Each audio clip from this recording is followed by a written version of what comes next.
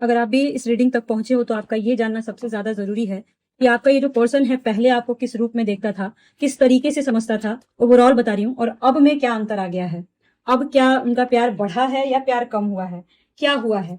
ठीक है ना। तो चलिए देखते हैं। ओके, तो स्टार का कार्ड है एंड हाई प्रिस्टेस, एंड अब में देखते हैं तो हेरोफेंट का कार्ड है एंड जस्टिस। देखो, आपके पर्सन जब आपकी लाइफ में आए होंगे ना तो एक झटके में आए होंगे, आपने कोई प्लानिंग नहीं किया होगा और अचानक से चीजें शुरू हुई होंगी और आपको नहीं समझ में आ रहा होगा कि भाई ये सब चल क्या रहा है। ठीक है, और बहुत बड़े बड़े वादे किए गए होंगे आपसे, या फिर बहुत सारी चीजें आपको बताई गई होंगी, लेकिन उन वादों में आप जान लो कि जहां दुर्गा होती है वहीं महिषासुर भी आपको दिखाई दे रहा है। ठीक है ना।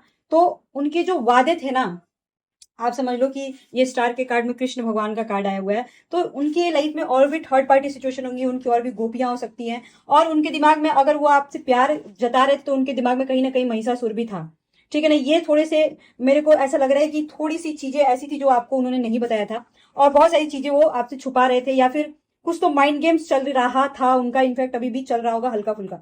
लेकिन अब देखो, अब पहले देखो, पहले था ना कि ये इंसान अपने आप को ही सर्वोपरि समझ रहा था, सब कुछ समझ रहा था, आपको डोमिनेट करने की कोशिश कर रहा था या किसी भी तरह का, और आपको ये फील नहीं हुआ, बिल्कुल भी फील नहीं हुआ होगा। आपको ऐसा लग रहा होगा अरे हमारा प्यार बहुत स्पिरिचुअल है, कृष्ण राधा वाला, बट यहाँ पे सीन कुछ और चल रहा था और ये बात आपको सुनने में अच्छी नहीं लगी। बट हेरोफेंट, अब इनके अंदर ना स्थिरता आई है, अब इनके अंदर ना थोड़ी सी ठहराव आई है। पहले वो बहुत लंबी लंबी चीजें हाँक सकते हैं आपके सामने, हाँक रहे होंगे लेकिन उतना कर नहीं होंगे, और अब का ऐसा हो गया ना कि अब वो चीजें उतना बोल नहीं रहेंगे, उतना बता नहीं रहेंगे, मैच्योरिटी बहुत ज्यादा उनके अंदर दिखाई दे रही है।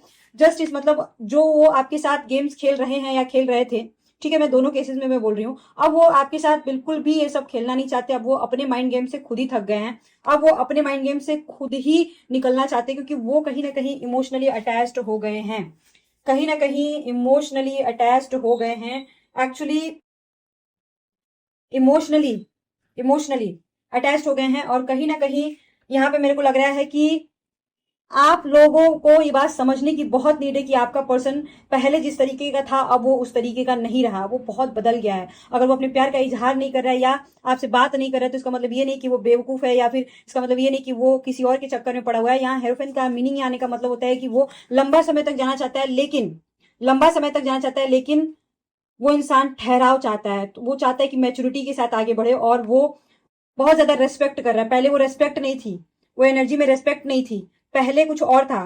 पहले हो सकता है फ्लर्ट हो सकता है, लाइनबाजी हो सकती है, टाइम पास हो सकता है, बट अब एक ठहराव है, एक हस्बैंड वाइफ वाला रिश्ता है, एक इज्जत है, एक रेस्पेक्ट है जो वो आपको देना चाहते हैं। वेरी ब्यूटीफुल रीडिंग, क्लेम कीजिए।